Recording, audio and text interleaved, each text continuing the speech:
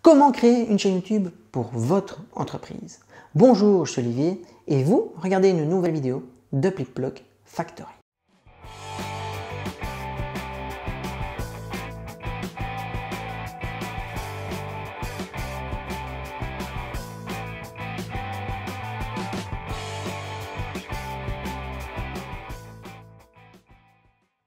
Dans cette vidéo, je vais vous expliquer comment créer une chaîne YouTube de A à Z.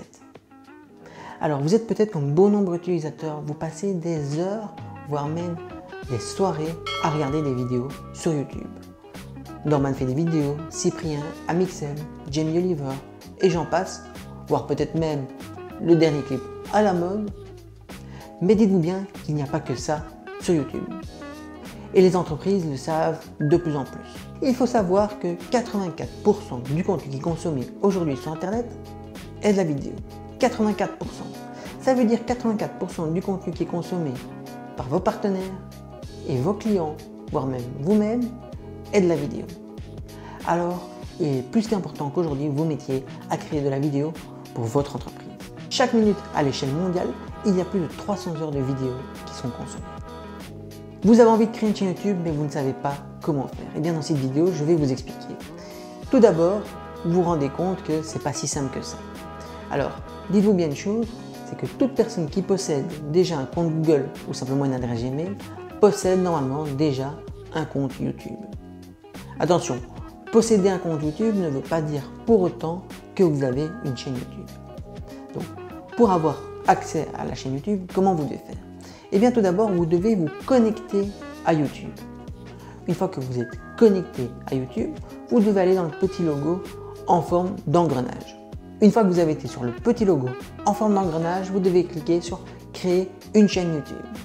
Et là arrive le moment fatidique où vous devez choisir un nom pour votre chaîne YouTube. Alors vous avez trois possibilités. Première possibilité, peut-être la plus simple, vous prenez simplement le nom de votre entreprise. Alors, prendre le nom de votre entreprise, c'est facile, surtout si votre entreprise a déjà une petite réputation, ça peut être un élément très efficace. Deuxième solution, vous prenez votre propre nom et alors vous travaillez ce qu'on appelle le personal branding.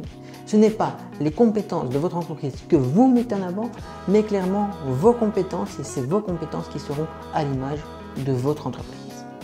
Et la troisième possibilité, c'est vous prenez un nom d'une thématique qui est en rapport avec ce que vous faites. Par exemple, si vous êtes menuisier, eh bien vous pouvez faire une chaîne YouTube qui s'appelle Tuto menuiserie ou Conseil menuiserie.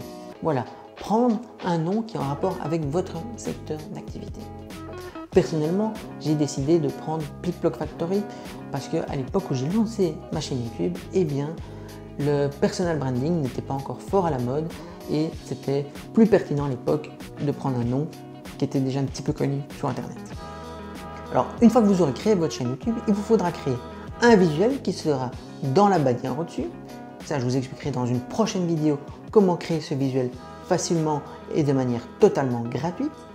Et il vous faudra aussi créer un descriptif court, précis et impactant. Alors, ce descriptif court, précis et impactant, il a quoi comme but? Bien, tout d'abord, il a comme but d'attirer les internautes. Quand les internautes vont lire ce descriptif, ils doivent directement savoir sur quelle chaîne ils sont. Et ça doit leur donner d'une part envie de regarder vos vidéos, mais aussi envie par la suite de s'abonner pour se tenir à jour et voir régulièrement votre contenu. Mais ce descriptif doit être bien réfléchi et doit aussi correspondre au code de YouTube. Il faut savoir que YouTube a été racheté il y a de nombreuses années de ça par Google. Et donc, YouTube utilise les algorithmes de référencement de SEO de Google. Donc, il faut que vous pensiez clairement aux mots-clés que vous allez mettre. Les mots que vous allez mettre dans votre texte doivent parler de votre secteur d'activité, de votre entreprise. Et donc, doivent utiliser des mots qui soient en rapport avec ce que vous faites. Alors, c'est assez dur de trouver ces mots quand on n'a pas l'habitude. Moi, ce que je vous conseille de faire, si par exemple vous êtes menuisier, allez voir sur Google, tapez menuisier et regardez les mots qui ressortent.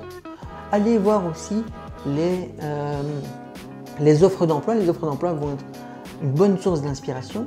Et dernièrement, vous pouvez aussi aller voir ce qu'on appelle les fiches métiers. Alors les fiches métiers sont des fiches que l'on trouve assez facilement sur Internet et qui décrivent clairement un métier. Et dans ces différents textes, vous allez trouver des mots qui sont en rapport avec votre secteur d'activité. Essayez d'en mettre un maximum dans votre texte sans être pour autant trop lourd. Prenez ceux qui sont, selon vous, les plus pertinents avec votre emploi, avec votre entreprise et ceux que vos clients sont le plus susceptibles de taper sur Internet.